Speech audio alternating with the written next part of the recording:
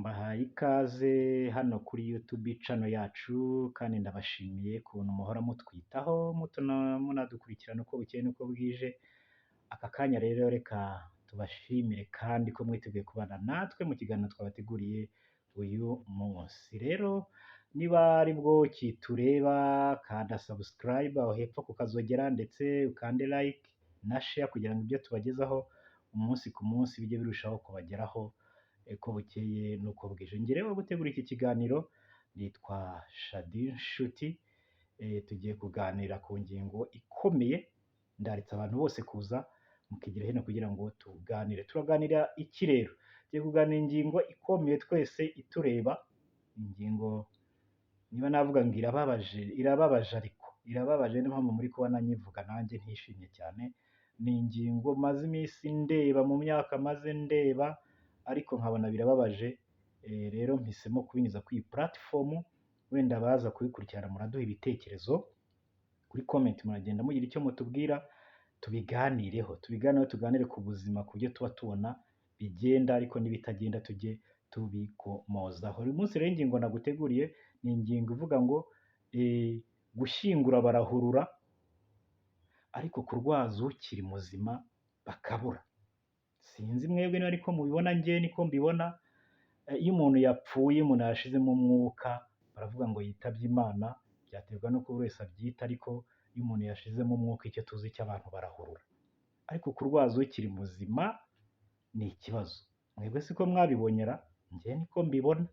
Buriya biterwa n'iki? Tugiye kubiganiraho duse n'ababisesengura, turebe impamvu yabyo. Kuki umuntu iyo yapfuye abantu bahurura? Ubundi ubusanzwe twese dufite abavandimwe, dufite imiryango, dufite inshuti, dufite aho dukomoka. Uragenda ugasanga umuntu yararembye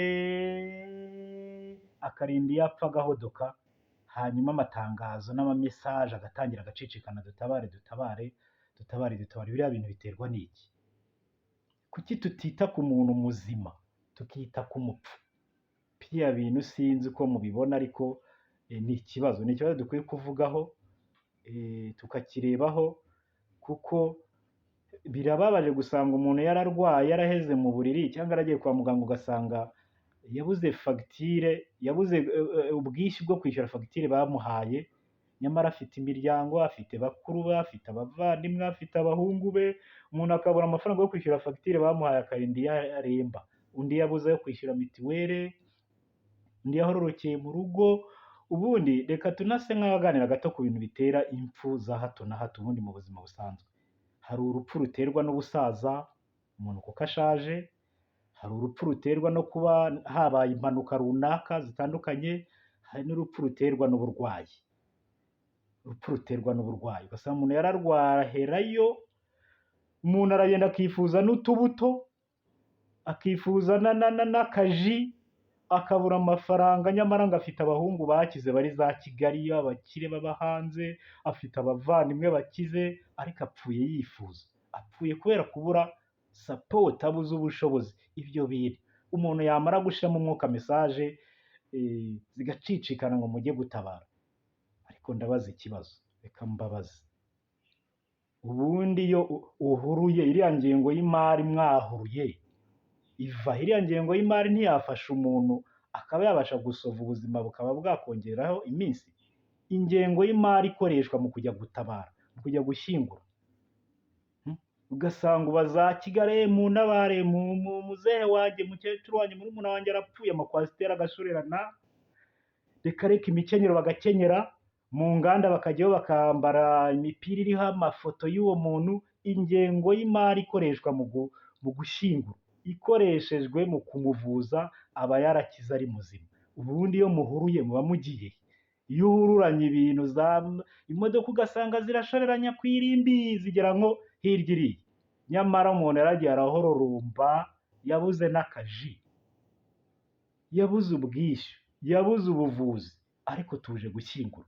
Ubundi iyo muhuruye, ubundi iyo uhuruye utarigeze wita ku ugomba kwitaho, yaba umuturanyi, yaba umuvandimwe, yaba umuhungu wawe cyangwa umwana wawe, iyo uhuruye kuza gushyingura utarigeze umenya aho umuntu yarwariye, uje kumara iki? Njye ni ikibazo nibaza. ingingo yacu iravuga ngo gushyingura barahurura ariko kurwaza ntibamenya n'aho byabereye. Iyo umuntu arwaye ari muzima nta muntu umwitaho, abantu bakunda umupfu. Sinzi niba ariko mubibona. Niyo ngingo y'umunsi, kwita tuganire, mwigire hino tuganire. Ubundi iyo umuntu ahuruye, guhurura bimaze iki? Iriya ngengo y'imari imaze iki? Njyewe birambabaza, niyo mpamvu muri kubona uyu munsi mvuga nsa nk'umuntu ubabaye. Ni ibintu maze iminsi mba mbona. Reka rero mbagire inama. Niba uri umuhungu uba za Kigali, niba uri muvandimwe wa za Kigali, gerageza umenye ngo ababyeyi bawe, umubyeyi wawe umwiteho akiriho, umuhe ibyiza akiriho. Kumuha serikeyi ihenze nta kintu bivuze. Kwambara ifoto ye ku mipira no gukenyera n'ibirori n'amakositimu nta kintu bivuze. Ifite icyo bivuze ni ukwita ku muntu wawe akiri muzima. Ariko icyo nkundira isi twese iratureshyeshya. Waba wagendera mu ndege, wagenda mu modoka imeze ite, waba ugendera hasi, twese isi iratureshyeshya. Igihe kiragera tukajya hamwe. Twakwitaye kuri bagenzi bacu hakiri kare, ku bavandimwe bacu, ku babyeyi bacu, ku byo dufite ukamufasha. Umuntu umufasha ukamuvuza ko ufite ubushobozi wakena, ntabwo byagukenesha nshuti yanjye. Rero ndatanga inama. Twabwiye ko iyo ari YouTube channel itanga inama ndetse ivuga ku buzima buriho uko tububona, namwe ngira ngo niko mububona. Rwose mumbabarire nimundebe nawe, uyu munsi naje kuvugisha ukuri. Bya bintu byo guhurura utarigeze umenya aho umuntu yarwariye, nushaka ubireke. Guhuruza ngo ni mu ntabara amakwasiteri agashorerana, amafaranga akamenwa, umuntu atakiriho. Ibyo bintu ntitwashaka tubireke, nta kintu bimaze. Uje kwita ku muntu utakimenya ko wanamwitayeho. Icy'ingenzi rero, ngana ku musozo, reka ngire inama abavandimwe.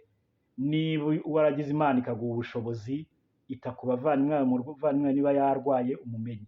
Ariko we uzi yuko hari nk'umuntu ugira nk'abana i Kigali, ari umukire akomeye, abana be batazi kwa sekuru mu giturage, batahazi, ntiyareka ngo bajye gusura sekuru atabazi, nabo batamuzi. Ni ikibazo. Nyamara wakumva ngo muzehe yapfuye, ugahurura n'iki. Ibyo bintu nta kigenda. Twikosore, wite ku bavandimwe bawe bakiriho, ababyeyi bawe, inshuti, abaturanyi. Umuntu umwiteho akiriho. Ibintu byo kuvuga ngo yari umuntu mwiza, ngo yaratubyaye, ngo yagiraga neza. Nese ko yagiraga neza wabikozeho iki? Ko yari arwaye waramufashije, wamuhaye no kwishyura imiti. Hari nubwo wamugemuriye arwaye, ahubwo arapfuye urahuruye. Rero nshuti zanjye, mbagiriye inama. Ibintu byo guhurura umuntu yapfuye, ntuhururire kuza kumurwaza no kumufasha ngo abone ubuvuzi hakiri kare nawe acuma iminsi. Nta kintu bimaze rwose. Mbagiriye inama. Nuko bimeze. Nicyo twari twabateguriye uyu munsi. Mubyumve. Wenda mwandebye nabi, ariko ntabwo ari ugucyurira abantu, ahubwo ni ukugirana inama no gufashanya. Guhurura tujya gushyingura tutarigeze tumenya aho umuntu yarwariye, tutarabyitayeho. Ibyo bintu tubikosore ntibizongere kubaho mu gihe Imana ikidutije iminsi. Ndabashimiye rero ko mwakurikiranye iki kiganiro. Njye wari wakibateguriye, nakibagejeho ndi Shaddy Inshuti. YouTube channel ni iyi ngiyi yanyu, mukomeze mukurikirana. Icyo nagusaba, niba wadukunze duhe like. Niba kandi wumva yifuza iki kiganiro ko cyazagera no ku bandi benshi bagahugurwa nacyo, kanda share. Kandi niba ushaka uzatugendana buri munsi ku biganiro twagutegure cyangwa duteretseho bijye bihita bikugeraho, wakanda subscribe. Hanyuma turagushimiye ku nkunga yawe, tugushimiye no kuba wadukurikiranye. Imana ibaha umugisha, ibaha umutima utabara, ibaha umutima witekerezaho. Nibyo mbifurije. Imana ikomeze kubana namwe. Ciao ciao.